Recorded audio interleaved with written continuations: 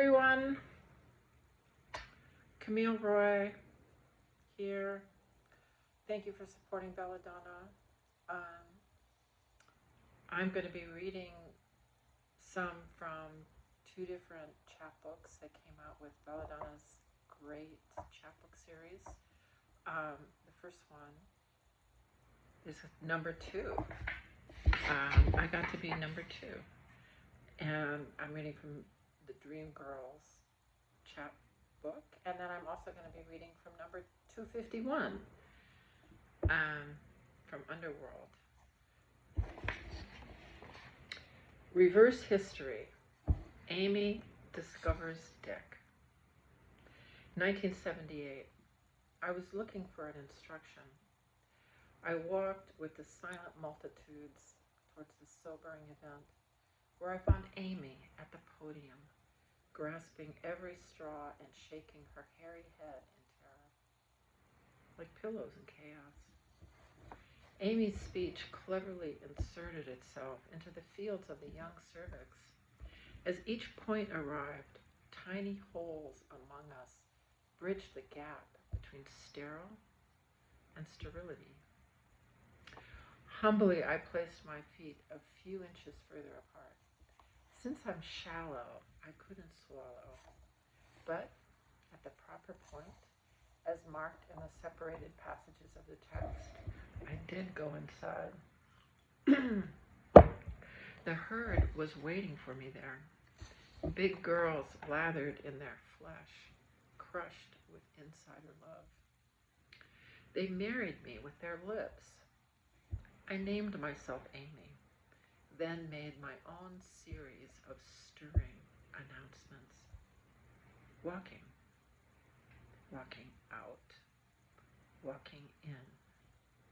The Amy crowd just stood around, waiting for me. But I was waiting too. That's why I couldn't arrive. I was looking for something pointy yet blank, that wore a pout the way I wore the names of my friends. I needed to get into the interior so I could look for this thing. Call it cervix. I waited forever.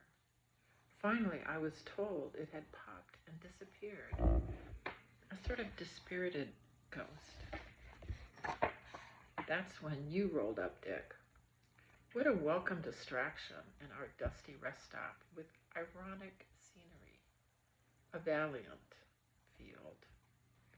But you were so terribly sleepy. In fact, you were dead. It was a belief system that attached sweetness to events. It should have meant something to me, punched somehow. We gathered in the cloakroom, laying you down in the center in piles like rope. It turned out there were many ways to take off the outer coverings, and the kneecaps followed. Oh, Dick, everything liquefied after the first dark and sparkling moments. I was fabulously crushed. Now I want to make a poem of it, this time with caricature. Dick, you be the big jaw, and I'll be minnows, pushed out between your ivory teeth, while Amy holds us in her thick romantic fur. Then getting off, Daddy-O, finally getting off. Your spreading butt reminds me of severe earth movements. Why so huge and cracked? The beyond, where you are, where I wanted to go. That's why infested abstract landscapes have Dick written all over them. Pure land of momentum, soaring from the hard kick towards the value of an image. Why does that sound wrong? Panorama foams while I'm asleep. I know the reason. I just don't want to think about it.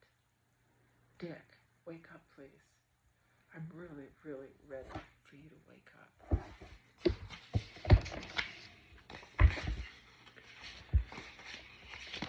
This is number 251. What a great project, right? It goes on and includes all this terrific work. Diverse tasty, innovative. So anyway, I'm reading from Underworld. Thank you, Belladonna, for publishing these. We walk along a strip of grizzled beachfront which smells like medicine.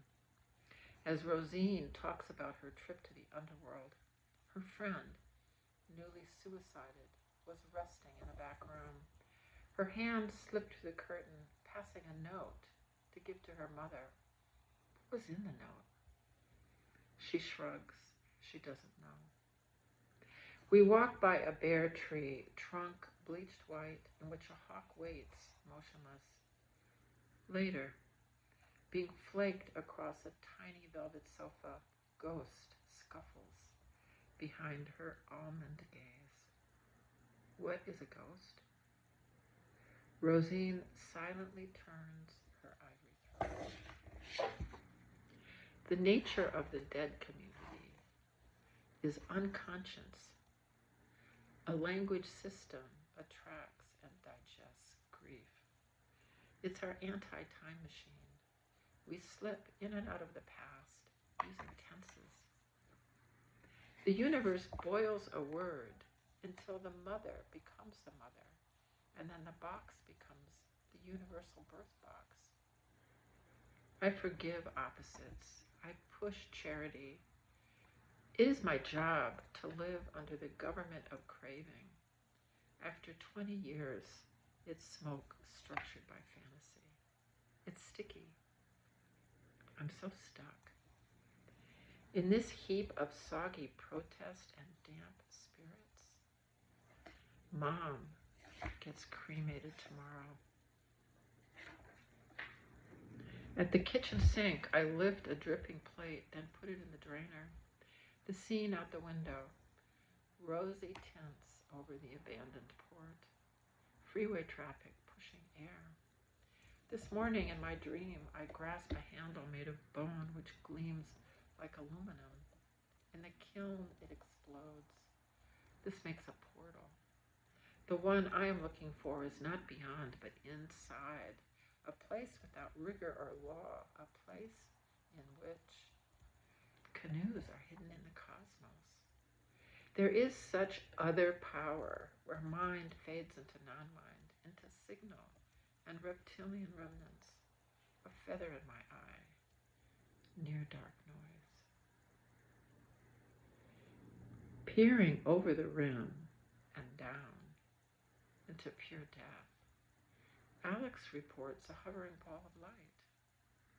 Extinction, a clean tunnel into the timeless realms.